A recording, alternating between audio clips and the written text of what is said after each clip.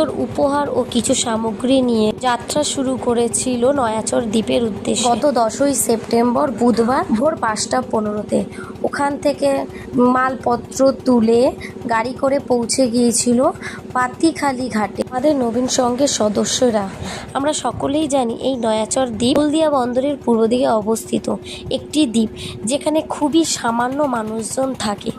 আর এই দ্বীপে পৌঁছাতে গেলে কিন্তু এই নদীটি পার হতে হয়।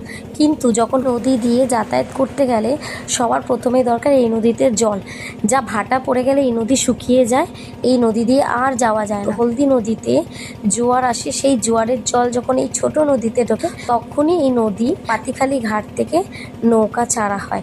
এই ছোট নদী পার হয়ে যাওয়ার পর হলদি নদী দিয়ে 45 মিনিট পার করার পরই নয়াচর দ্বীপে পৌঁছানো যায়। তাই আমি ভাবছি তাহলে মানুষগুলো কত কষ্ট করে জীবনযাপন করে চলেছে। কোনো মানুষ যদি গুরুতর অসুস্থ হয়, এই মানুষকে শহরে আনতে আনতেই তার অবস্থার পরিণতি কি হতে পারে ভাবতে পারো? কত কষ্ট করে এই মানুষগুলো জীবনযাপন করে রয়েছে। আর সেই জায়গায় ঠিকানা পেয়ে আমাদের এই নবীন সংঘের সদস্যরা সেই জায়গায় পৌঁছে মানুষের পাশে থাকার চেষ্টা করেছে। যতটুকু নিজেদের সাধ্য মতো চেষ্টা করে তাদের পাশে থেকে হাসি ফোটানোর চেষ্টাটুকু করেছে। খুব গর্ববোধ হয়, খুব ভালো লাগে যে আমি এই মানুষগুলোকে চিনি, এই মানুষগুলো আমার পাড়াতে থাকে। এই মানুষগুলোর সাথে থেকে সত্যি নিজেকে ধন্য মনে হয়। তোমাদেরকে স্যালুট। তোমরা দিনের পর দিন এত ভালো ভালো কাজ করে যাচ্ছ। হয়তো তোমাদের পাশে থাকতে পারি না, কিন্তু চেষ্টা করি থাকার। তোমাদেরকে সত্যি স্যালুট জানাই মন থেকে, প্রাণ থেকে।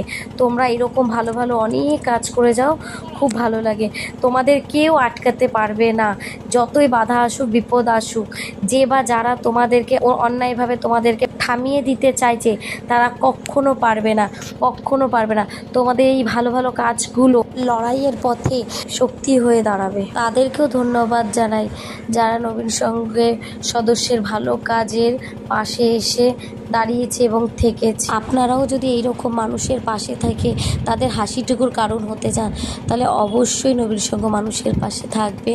আর আমার ভিডিওটা যদি ভালো লেগে থাকে তাহলে অবশ্যই একটা লাইক করে যেও, আর প্রচুর শেয়ার করো যাতে সবার কাছে এই ভিডিওটা পৌঁছে যায় নয়াচর দ্বীপের মানুষদের জন্য।